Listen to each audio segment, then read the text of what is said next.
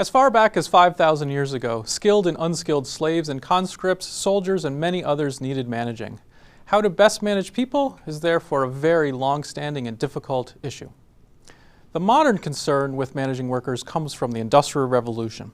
Industrialization causes a massive shift away from farming and small-scale household production, literally cottage industries, to industrial work and factories and other workplaces. Depending on where you live, this transition may have occurred 200 years ago or is occurring right now. But the changes and the implications for workers and managers are the same. It's important that we understand the profound nature of these changes. Industrialists displaced household as the controller of the production process. So individuals lost the autonomy and the discretion to decide when and how to work, how to structure their work tasks, when to do them, where they were going to work. And income also now becomes individually based rather than household based. Finally, women's unpaid caring work was rendered invisible as new norms equated valuable work to paid work done outside of the home. Now, early industrialists believed that they needed to impose strict discipline and closely monitor this workforce that wasn't used to working for someone else in a factory. And so the foreman and the supervisor really became king. This is a system that we now refer back to as the foreman's empire, where the supervisor had the unquestioned authority to hire, to fire, to discipline, to assign work hours, and to motivate workers. And how were workers motivated? Through strict monitoring and the drive system. Threats, cajoling, profanity even, pointing to the factory gate, pointing to all those unemployed workers willing to take their job if they weren't willing to do exactly what the foreman wanted. Now, after this, there's an effort to try to systematize management as the production process becomes more complicated and factories get larger and more complex. Now, this didn't all pertain to human resources, but part of it did. And perhaps the most famous example that still endures today is scientific management, or Taylorism, after my distant cousin Frederick Winslow Taylor, who was really at the forefront of this movement. Now, Taylorism, or scientific management, sought to find the one best way to do every job. Break every job down into small, standardized, repetitive tasks that any unskilled worker could do. For example, Taylor spent 4 months figuring out that the optimal shovel size was 21 pounds. Not 20 pounds, not 22 pounds, but 21 pounds. And so therefore these jobs were broken down into small, standardized tasks that unskilled workers could do. And who was it that was determining how to break these jobs down? It wasn't workers, no, it was managers. They were seen as the ones who had all of the knowledge. What were workers? Workers were just cogs in a machine. They were just hands, farm hands, factory hands, deck hands. You know the phrase, all hands on deck. Now, around the same time, there was also an effort to apply psychological principles to managing workers. So this wasn't seen as only trying to get the technical conditions of work right, but also to get the human conditions right.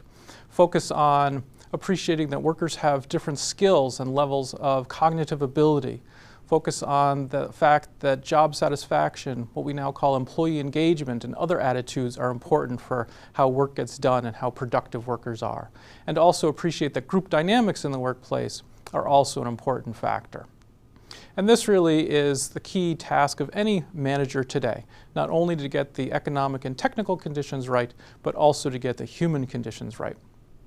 Now, as we look back over this 5,000-year history of the evolution of human resource practices, it's important not to simply see this as an evolution of practices, but also to see this as an evolution of ideas.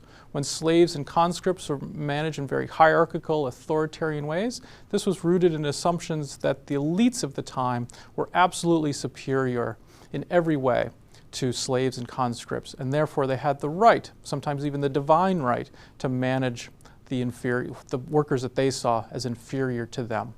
Fast forward several thousand years ago, and the early Industrial Revolution, when workers were managed in very hierarchical, authoritarian ways, well, this was rooted in a set of assumptions which owners thought that they had particular qualities that gave them their place in society. They were industrialists, they were at the top of society because they were ambitious, they were thrifty, they were sober, and they saw workers as lacking these qualities and therefore needed to be managed in very strict, hierarchical, authoritarian ways. We add in Taylorism. A new set of assumptions come to the fore. Workers now are seen as motivated by money, and they're willing to work to get money, but they want to do it in the most efficient way. And who is going to determine the most efficient way? Managers, because it's assumed that managers know best. We add in psychological and sociological theorizing to the problem of how to best manage workers, and now we add in a new set of assumptions about workers, that not only are they motivated by money, but they have psychological differences. They have psychological needs, social relationships, also important. So we have this evolution not only of practices, but also ideas. And as you're managing people, keep track of your own assumptions that you're making when managing others. So there's a number of key learnings that we can pull out of this quick review of the history of human resource management. How to manage people is a very old challenge. If you're finding it tough, you're not alone. Working for somebody else on their schedule, using methods and tasks that somebody else has set for them is a very difficult thing for many people. It's not how most people have lived for most of human history. Remember this when managing others.